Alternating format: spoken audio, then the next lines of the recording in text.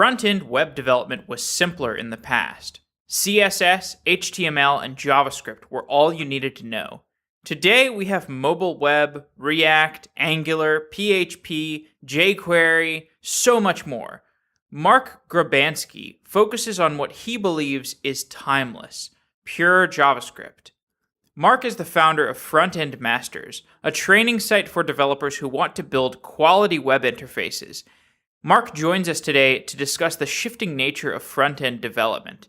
If you're a fan of Software Engineering Daily, we want to know how to improve. Please take 5 minutes to fill out our listener survey. There's a link to the survey in our newsletter and on our website. We would love to know what you think. We would love to know what you want to hear more of and what you want to hear less of. We read all of the feedback we get, so please fill out the survey. Help us build the best software podcast for you. After a quick word from our sponsor, we will get to this episode of Software Engineering Daily. The nature of money is changing, and software engineers are the creators of that change. On Software Engineering Daily, we've done shows about Bitcoin, automated trading, Ripple, and other financial technologies. One thing is clear, there has never been a more innovative time in financial technology. Untappd has jobs at the world's leading fintech companies. Untappd is a platform for matching software engineers with jobs at fintech companies. Sign up at untappd.com/sedaily and find a job in fintech. If you're invited to interview, Untappd will send you a collection of 5 books relevant to both your interview and this week's episodes on Software Engineering Daily. These are books like Cracking the Coding Interview, or Manning books, or O'Reilly books, and they're really going to help you get the knowledge that you need to get the job that you want or create the piece of technology that you want to see brought into the world. There's more at untappd.com/sedaily. That's untappd.com/sedaily. Untap your talent today at untappd.com/sedaily. Now let's get back to this episode of Software Engineering Daily.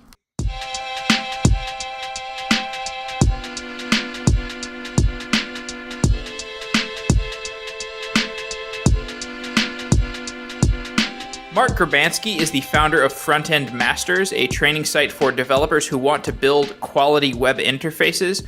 Marc, welcome to Software Engineering Daily. Hey, thanks for having me. There was a time when front-end web development was simple, and there wasn't a huge variety of different ways to do things, but today that is not the case. We have mobile web, React, Angular, PHP, jQuery, Meteor, the list goes on, and I want to start with your historical perspective because we started off at simpler times, and I want to get a picture of how you see the evolution of web development and how it has progressed over the last few decades. Yeah, that's a big, lofty question. I've been a software engineer, I would say, since maybe 2000, back when it wasn't cool, when .com, bust, and it was definitely not cool to be a web developer back then.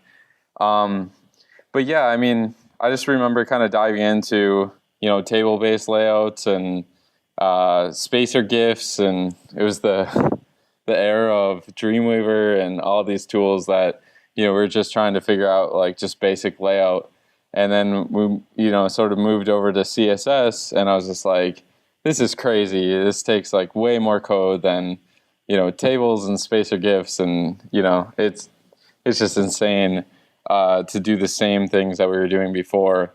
And then kind of, moving into, it was probably like 2004-ish era where, websites, you wanted to start to make them, more interactive. There was the whole like DHTML and, that kind of era where we were all talking about DHTML and, JavaScript and stuff. And, I was writing pure JavaScript components back in the day. Wrote like, a bunch of just kind of what you would consider like plugins or whatever components, just in pure JavaScript. And then jQuery came out as one of these just kind of like, oh, here's a collection of JavaScript utilities. And, it's interesting because it starts with a CSS selector and then you can do all your functionality or whatever. And so I took one of my components and I was just like, okay, well, let's take this calendar that's written in pure JavaScript and let's, port it over to jQuery. And it shaved off like 40% of my code without me, or in an afternoon, in like 3 or 4 hours. Just an insane amount of code. I was just like gutting all this code, pure DOM manipulation and, hacks and stuff, browser hacks and stuff. And jQuery just like really simplified things. So that plugin that I released in the jQuery UI or jQuery ecosystem became what is the jQuery UI data picker today, which is still one of the most used UI components on the internet. And so, that kind of, experience I got with open source, and sort of like this was back where we did everything through SVNs, and I was getting like thousands of emails with like SVN diff patches, and open source was just like very weird back then, before GitHub and all that. And yeah, so then with GitHub and open source started becoming, I guess more prevalent and everything. And I think that, in some ways GitHub has really drastically, changed the, entire profession, because it's now like open source is almost default. You put your stuff on your GitHub, you try to, get usage and get stars and all that stuff, right? So we see a ton of new tools, a ton of, people just spinning up, new ideas. All you have to do is push to GitHub and So speaking of that, like, GitHub has certainly contributed to unlocking this volume of open sorcery. And, jQuery seems like almost, maybe when I think back, like this demarcation point of the simpler times, and like post jQuery, there's all these like huge front-end frameworks that have gradually risen in prominence. So how do you see the evolution from jQuery towards the present, where we have things like React and Angular and Meteor? Yeah, I mean, the biggest one, I think, that kind of changed how we think about front-end code was like Backbone, right? Because Backbone was one of the first times where, we're saying like, okay, there are very hard problems that are on the front end, and let's like take a stab at kind of organizing this functionality with the models first, right? And take the truth out of the DOM, so to speak. And so, I mean, with Backbone, that kind of entered into, people were like, well, I have better ideas than Backbone. I remember when, Mishko, talked to me about like Angular, and he was like, how did Backbone become so popular? And it's just, I mean, it's funny to think, First mover. Yeah. And so he released his ideas with, two-way data binding and stuff like that. And obviously we've kind of switched to more of this one-way data flow now with React and Angular 2. But yeah, I mean, Backbone in a lot of ways was one of the first times that we were just trying to like solve, or, like an organization crisis of, Was Backbone pre-Rails? No, I think Rails was around 2004. Okay. And Backbone was around 2006, 2007. Fairly different sets of problems, I guess. Yeah, I mean, kind of tackling similar. I mean, in the back end, I guess, Ruby came out, or, eventually Rails, and it was trying to solve the fact that, like, Java development was just insane. Like, everybody was including a million different jars, and it was just kind of like, let's make one path to, building functionality in a more sane way, at least I feel like, with Rails. But yeah, on the front end, with JavaScript, it was just like, people were like, wow, we're using a lot of JavaScript. We're making these sites, Ajax enabled with jQuery and all this stuff. And it's just started getting, insane to deal with all these Ajax requests and all this functionality on the front end. And so Backbone was sort of like the first kind of prevalent solution to the fact that we're, making pages, all dynamic and, requesting from the server without a page load. And, so I feel like, yeah, jQuery was like a big deal because everybody started making their Google started doing like Google Maps and Gmail and all this stuff right around that 2005 era, and we're like, wow, JavaScript can do a lot. And yeah, Backbone was sort of a solution to the craziness that was happening in the front end. Okay, so maybe the discussion to have is the evolution from Backbone to the more recent technologies like React and Angular and Meteor. Yeah, exactly. Yeah, so Meteor is more of like a full stack thing that we're saying we're like, wow, JavaScript can actually be on the server as well. There's some early experiments like John Riesig was writing like in Rhino, which is like a kind of like Node.js, pre-Node.js. And so, yeah, like with Node and that Meteor path, I guess, putting JavaScript on the server, that was like added a whole nother layer of complexity, and that's where Meteor came and all that. But yeah, prior to that, it was, just on the front end. So we went from Backbone to, I feel like it was really Backbone and then Angular. There's like Knockout and some experiments with like MVVM or whatever. What was the delta from Backbone to Angular? What do you mean by...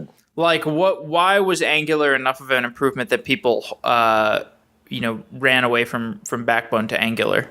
Well, I think, from my perspective, what was exciting about Angular was really like the directives and the ability to, sort of componentize HTML, right? So being able to say like, this is, a UI component, and you can declaratively like reuse that through your application. I thought that was pretty interesting. And then, they had a story for, services and how you fetch the data and all that kind of stuff, which, Backbone did. But I think really like the exciting part for me, at least with Angular, was the fact that now you have these like declarative tags with directives that you can kind of like reuse through your application.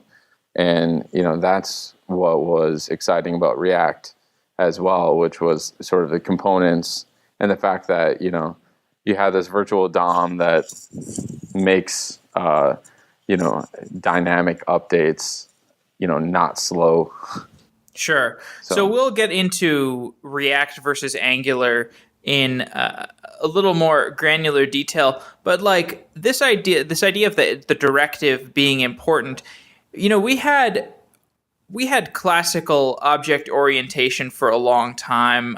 We had class-based inheritance. We had all these conversations around the object model, and it mostly occurred in the context of the back end, because that's where programming started on the quote unquote, well, what we would now refer to as the back end. In the past we probably didn't have the request response cycle or whatever. Sure, yeah. And so I'm curious if you think that do the object-oriented principles from back-end development, do they accurately map to how we want to do things on the front end, like with inheritance and so on?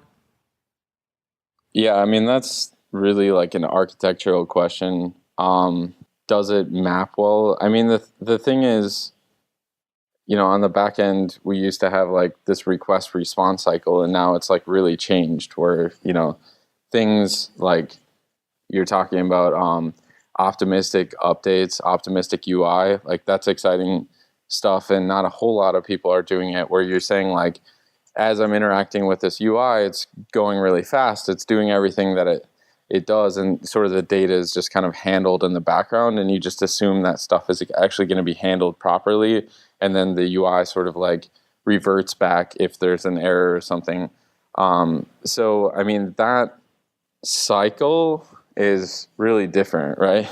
It's a different way to think about it, because on the server, it's like, I have some inputs in, and I'm going to spit back HTML, or I'm going to spit back JSON, right? And that's really like the entire cycle on the back end.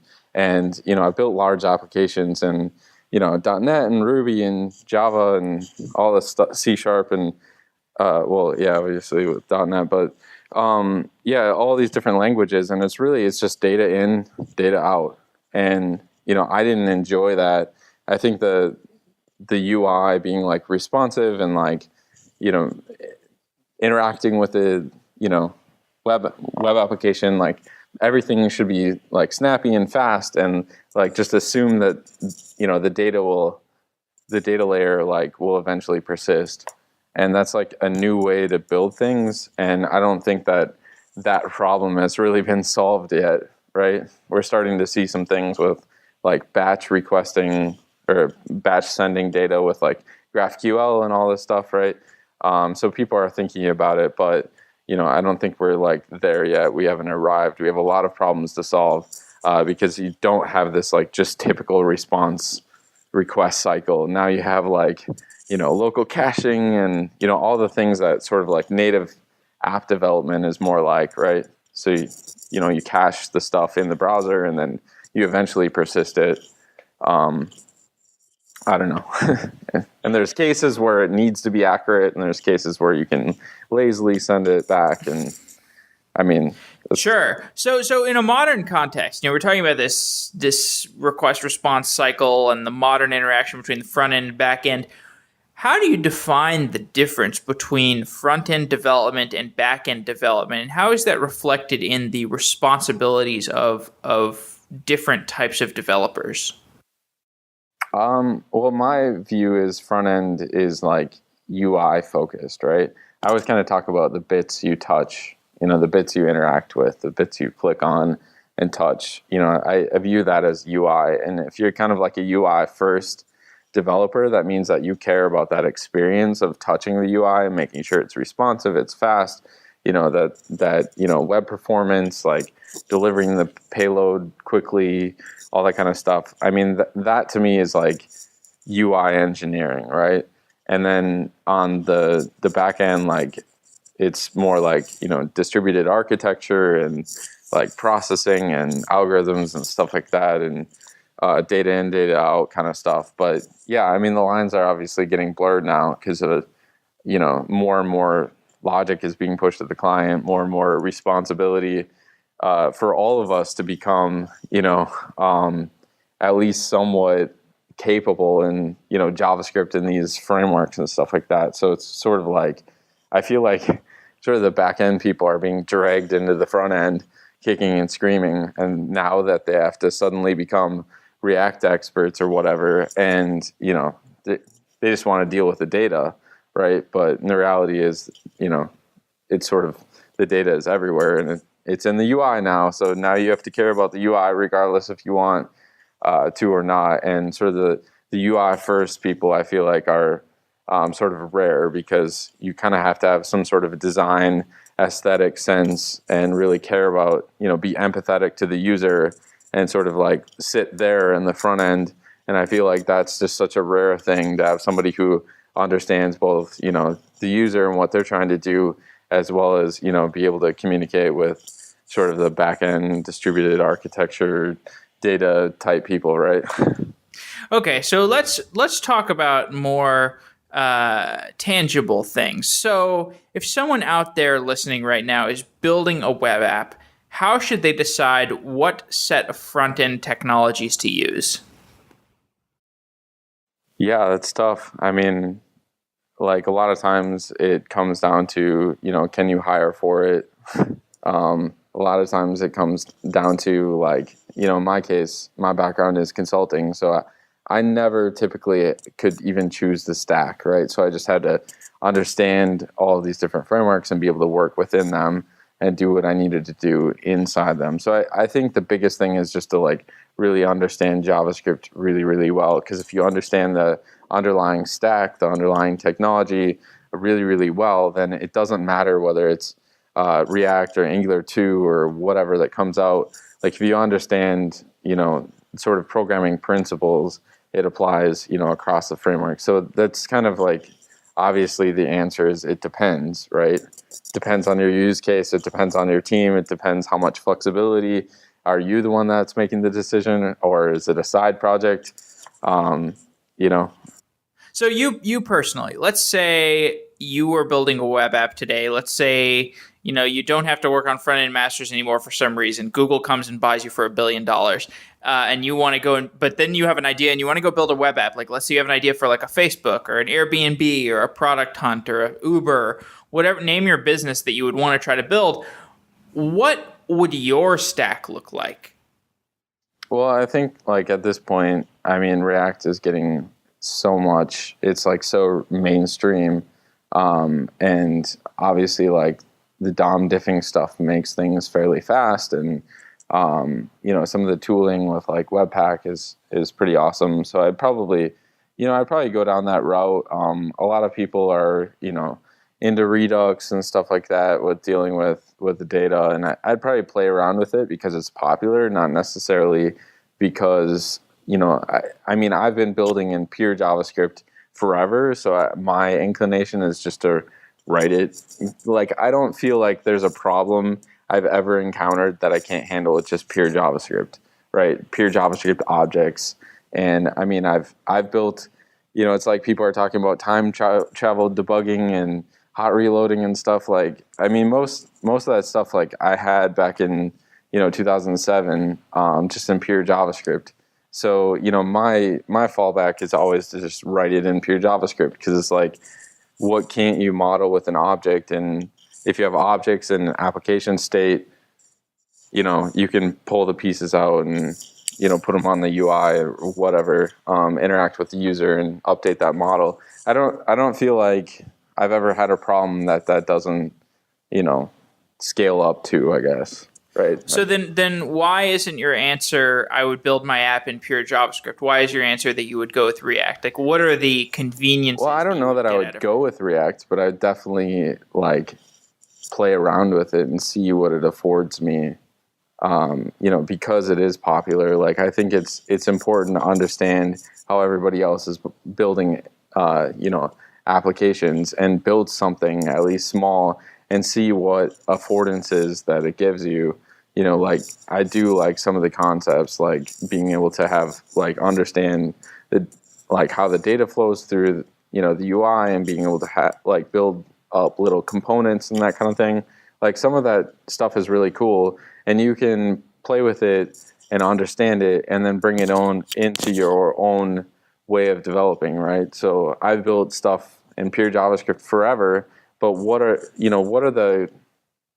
the things that are popular out there today, and what are the patterns, and what are the affordances that it gives you? Like, what are the things that it gives you? What special powers does it give you? And how can you just draw that into, your just kind of mode of thinking and building interfaces? And maybe there's something there. Would you write fewer lines of code if you were using React? Possibly. Possibly would be writing less, some, DOM manipulation and stuff like that. So okay. I don't know. I mean, but a templating library is like fairly similar. So I don't know. Sure.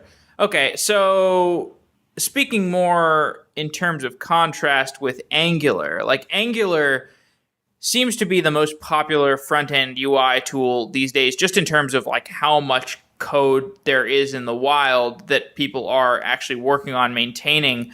But the trend is moving towards React. Do you agree with that? Yeah, I guess. I mean, from what I've seen, it seems like React is almost more popular at this point. And there's that whole like fork in the road now with Angular 1 and Angular 2. I think Angular 2 is borrowing a lot of what's good from React.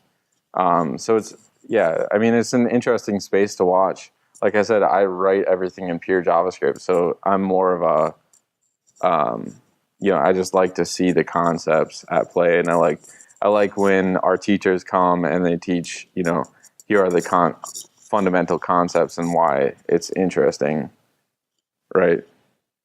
Yeah. So do you think, is there a possibility that Angular could regain the momentum that React has kind of seized from it?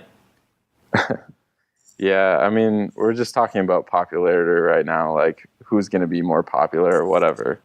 Um, Well, but it's somewhat of yeah. a compounding interest sort of thing. Like if I you know, think a lot of the great ideas that Facebook is releasing, like of how to build UIs, is sort of perpetuating into the entire culture of UI development, and in turn, Angular 2 is looking, more like React or whatever, um, and ditching two-way data binding, going with like a more sane data model and all that kind of stuff. So I mean, I always just look at the fundamental concepts, and that's what I was saying before. I would use React and Redux and the latest stuff just to see like what concepts I can pull out of it. And really, to me, it's all about fundamental, software engineering principles that you learn how to look at these technologies, see what affordances they give you, and then adopt the cool stuff from it.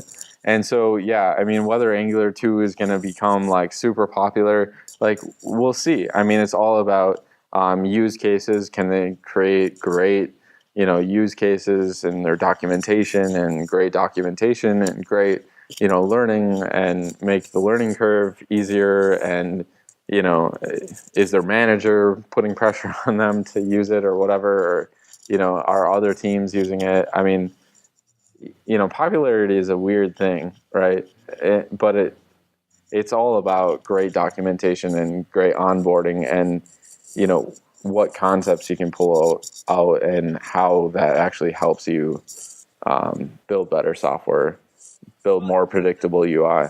the utility of popularity was really apparent to me last week when I was at React Conf, and I was worshiping at the altar of React with several other acolytes, and there were these presentations of people who were building significant things for the React ecosystem that they didn't work at Facebook, and like it really brought home. I mean, this is one of the first conferences I've ever been to, but like, for example, there was this, a guy from who had originally worked at Twitter that like was building a React virtual reality thing. And then there was like a guy from some other company that was, building a React graphics library. And it's just really, really impressive. And so like, we can talk about popularity with disdain, but I don't think it's like a high school type of popularity. This is like a popularity where it's actually pretty important, and it's like this is an example where wisdom of the crowds is not some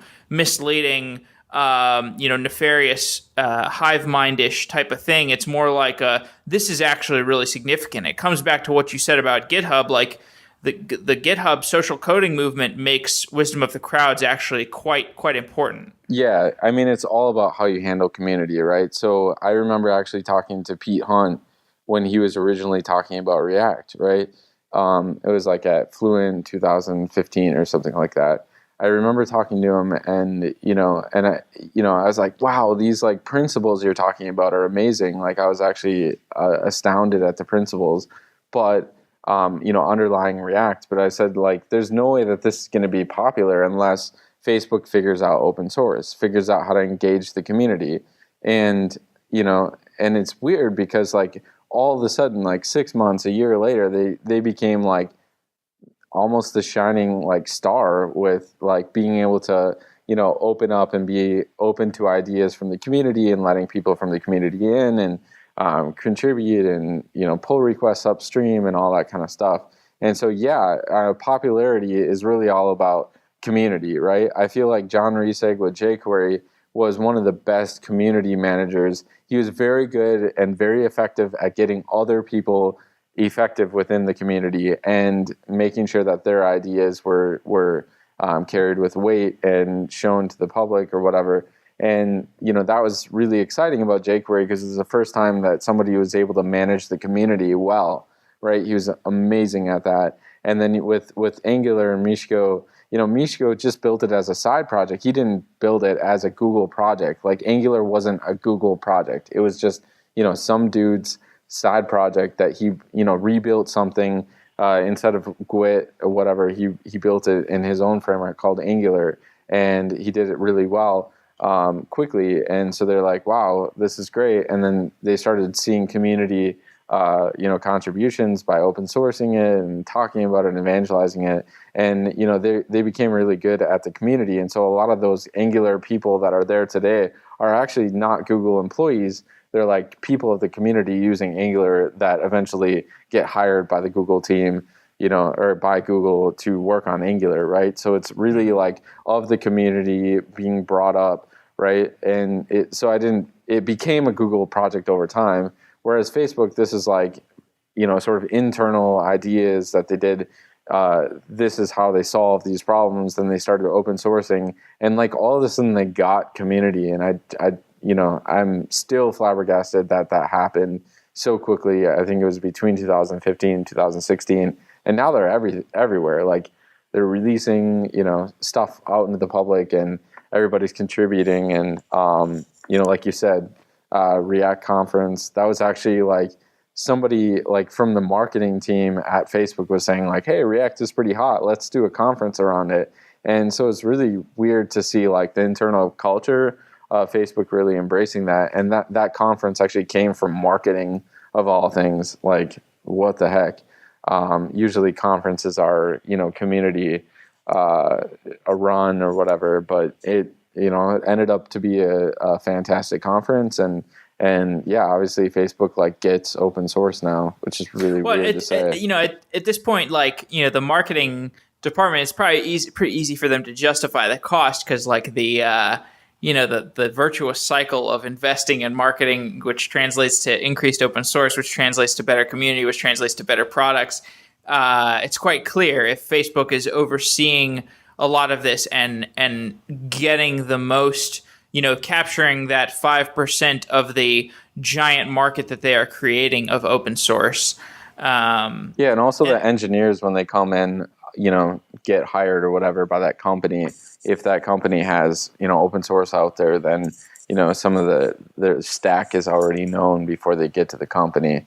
And people see that as like a great like onboarding thing. It's like Google open sourced all this stuff, and now all of a sudden, when they hire Google, people, like suddenly they already understand, a lot of their stack, because Google has open sourced a lot of their stack. Right? Oh yeah, that's TensorFlow. That's actually what's happening with Facebook.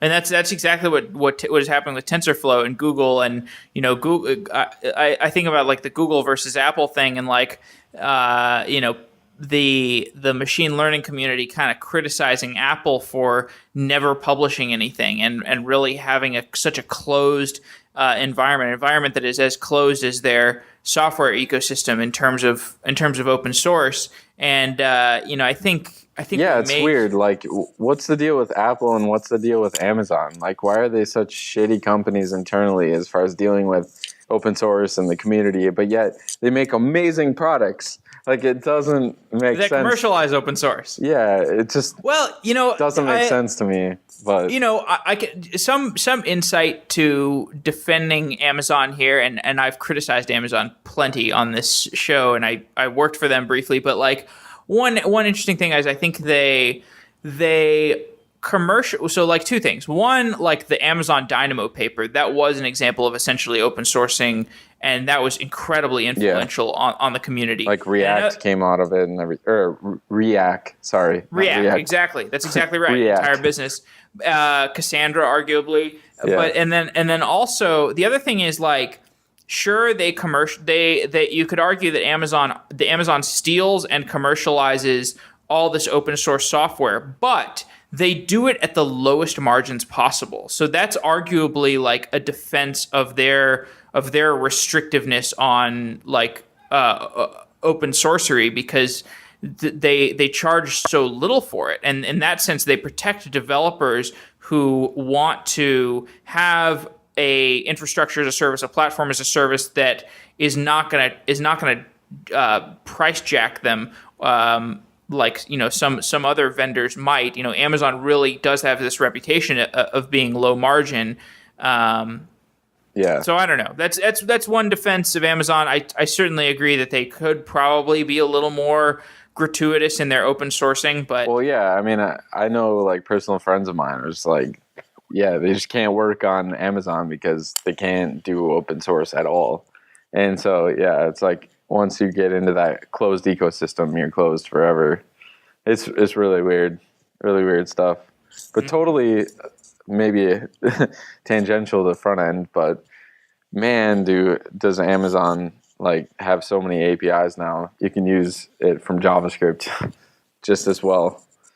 So a lot of their APIs. So one question I wanted to ask you, at Frontend Masters, you're doing a lot of training, and I want to talk about Frontend Masters in more detail later on. But one question that I find fascinating, and this was I talked to a lot of people at ReactConf where they were going through this, and with Angular kind of being predominant for a while, and then now React is becoming the new hotness. There are a lot of people who are migrating from Angular to React. Do you have any insight on how easy it is to migrate from Angular to React, and perhaps some best practices for doing a migration like that? You're definitely not talking to the right person with that. Like I said, I do not use frameworks myself. Yeah. So, with Frontend Masters and stuff, like I try to invite the people to do this who are, the people that are creating change and, have deployed, major applications in all these frameworks. So, I'll lean on them. But to me, I personally, maybe that would be a great class. What's that? Maybe that would be a great course, like migrating from Angular to React. Yeah, so what's weird is like this podcast has been mostly about frameworks and stuff, but I am actually the most like I'm purist in terms of like understanding the deep fundamentals of JavaScript. And like most of our courses are actually on the deep fundamentals of JavaScript. All of our most popular stuff, it's all on deep fundamentals of JavaScript and software engineering. Functional reactive programming, hardcore functional programming, like it's all on deep fundamentals and these paradigms, which I'm way more excited about than frameworks. Frameworks to me are they're patterns that people put out there, and they're exciting and they afford you some things. But yeah, I mean, it all comes down to understanding the deep fundamentals and the deep sort of software development concepts. So before we get into Frontend Masters in more detail, or I should say, I guess, easing into the discussion of Frontend Masters, let me play the devil's advocate and say, what if learning JavaScript, learning raw JavaScript in gratuitous detail is like trying to learn assembly code, when you could just learn a higher level framework, have the framework take care of all these things for you. What would you say to somebody that argued that? Well, I think that's a great way to, start out, to be honest. I mean, when you're building, like, say... You're saying learning assembly is a great way to start? No. I'm saying, like, learning in the higher level, like, highest level, sort of whatever, like, is actually a great way to, like, out of the box, be productive and get excited about the practice of development, right? That's what it is all about in the early days. Can you get stuff on the page? Can you get stuff on the screen? Or as a backend development, can I get data in, data out in the way that I think it should be? And that's exciting. Like seeing stuff happen is exciting in the early days. But when you try to be sort of at the senior level, at the architect level, you have to really understand, that there's a cost associated with adopting a higher level abstraction, right? And, that cost could be performance. You could write a couple lines of, some framework, and all of a sudden, it's like, you have like 800 kilobytes of JavaScript because you pulled in all these high level, NPM modules or whatever. And it's like very productive. And that's exactly where you want to be at in the early stage of your career, is you want to be productive, right? You want to see stuff show on the screen. You want to be excited about it. You want to be in that cycle of, sort of building. But what happens when you build on the highest level abstraction layers is that eventually you get leaky abstractions where there is a bug and you have no idea. Like, you are just never going to solve that problem. You're just never going to, because when one layer of abstraction fails and you have some sort of bug that's like fundamental to, it's like now we have like a framework, which is React, and then we're on ES6 and, Babel and whatever. So it's like you've got all these different layers. And then if you go even further to like ClojureScript or Om or whatever, you have to understand that, each abstraction layer could have some leaky abstraction that could bite, just completely bite you, and you're just completely screwed because you don't understand, all the layers that you're building on top of well. So there's no way you can like submit a patch to the language and submit it upstream. Like you're not at that level. Like you are beholden to the abstraction that you're sitting on top of, right? And so that's where I prefer just writing in, pure JavaScript or, at this point like ES6 or whatever, because I feel confident that abstraction is not going to be, leaky, I guess. Sure. No, that's a fantastic explanation. And I want to now segue into talking about Frontend Masters because you have now lent yourself significant credibility. I think that was a really, really good explanation. So what does Frontend Masters do?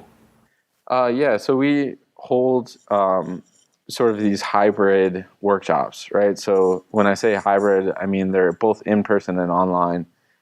So we invite sort of the best teachers in front end, like, they're deep into a specific topic like asynchronous programming or, like functional programming or whatever, right? They're great at like, they have deep knowledge in like a specific topic. They come and teach in front of our class, and our kind of mix is 15 people in person and 100 online. And we run these full day classes. They can be 1 day, they can be 2 days, they can be 3 days. We even have a 6-day algorithms and data structures workshop coming up. And, these are like the best of the best. People are like the most famous, and it's just like super awesome to have them teach in front of a passionate audience, people who are excited about the topic that is being presented. And we turn those into videos.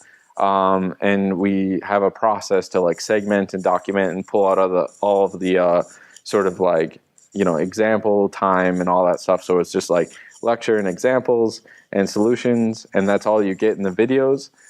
So it ends up being a lot more compact, and we put those on frontendmasters.com/courses. So the process takes about like 2-3 months between when we actually hold the workshop and when it becomes a course.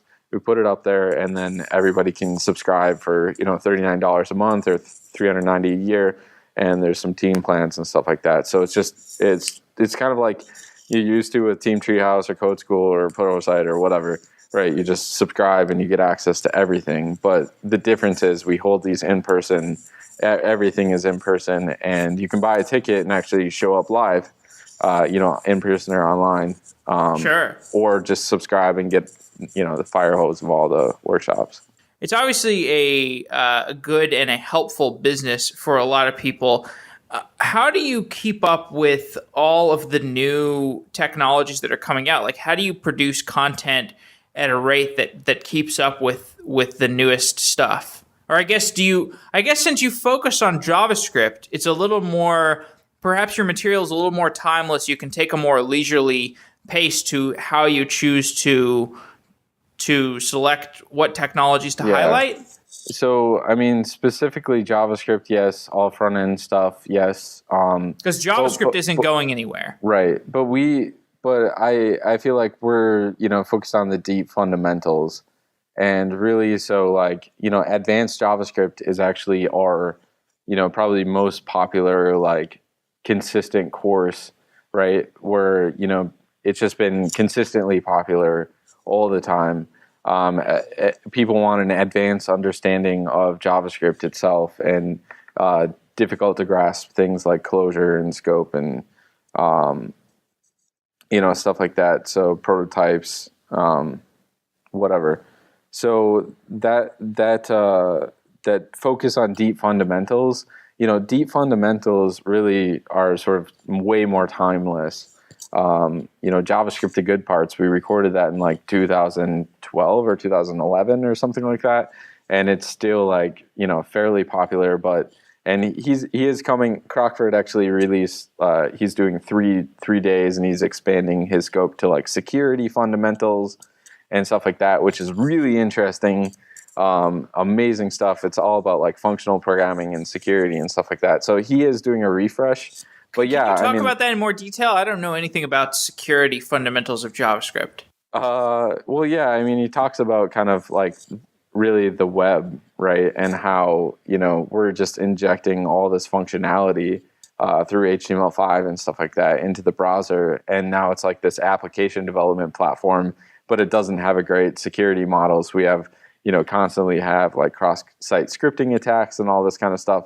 And so he kind of talks about like how that happened and some of the history and some of like, why that's crazy, or why we have this crazy, problem of security today, with, sessions being hijacked and all that stuff. So yeah, I mean, that stuff is like super interesting. And, the more deep fundamentals we can get, like that's what's exciting to me.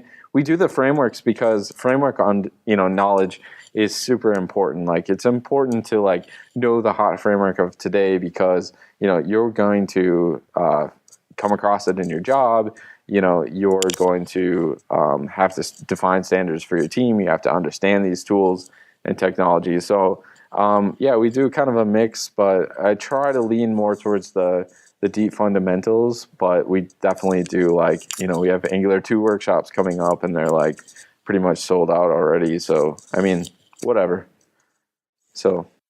Yeah, that's cool. So, Douglas Crockford, I think, obviously the author of JavaScript, The Good Parts, I think also, what is he, the creator of JSON? Is that right? Yeah, he says the founder of JSON. Founder of JSON, okay. Because he discovered it within the language that this was a great way to mark up data and pass data around. Certainly true. So, have you learned anything from your interactions with Douglas Crockford, like perhaps some unintuitive notions of JavaScript or front-end development? Yeah, I mean, I thought it was just really cool when he came out and did his latest version. It was less about, sort of what you can't do or what you shouldn't do in JavaScript, which was kind of his original mantra with JavaScript, the good parts. And he was more like focused on sort of the positive aspects of like how exciting it is to solve problems with functional programming in JavaScript. And I don't know. It's just kind of cool, like to see how he thinks about things and was showing like generators and, sort of functional programming stuff that I haven't really seen too many people tackle. Like Kyle Simpson started to tackle some of that stuff, but I don't know. It's just kind of cool to me, like to see these, very wise people who have built, a ton of software, give their opinions along with, deep fundamentals. And that's what excites me is like the war stories and the opinions just as much as, the actual knowledge. Because you can learn, things from anywhere, but like what excites me is like, the deep experience and knowledge that's been brought, or the deep experience and like war stories and stuff around the knowledge that really helps solidify it. So yeah, I mean, I've learned that. I learned like some really cool stuff with generators and functional programming that kind of blew my mind in his workshop, his latest JavaScript to good parts, which will be out in April or so, I think. And with Frontend Masters, you're teaching a variety of types of students, and we have a variety of types of listeners. We have college students, people who are learning to code despite being later in their careers. Maybe they're considering a career pivot. There's probably definitely some high school students listening. How do you design courses that appeal to each of these different types of people? What are the different types of content that they want to see?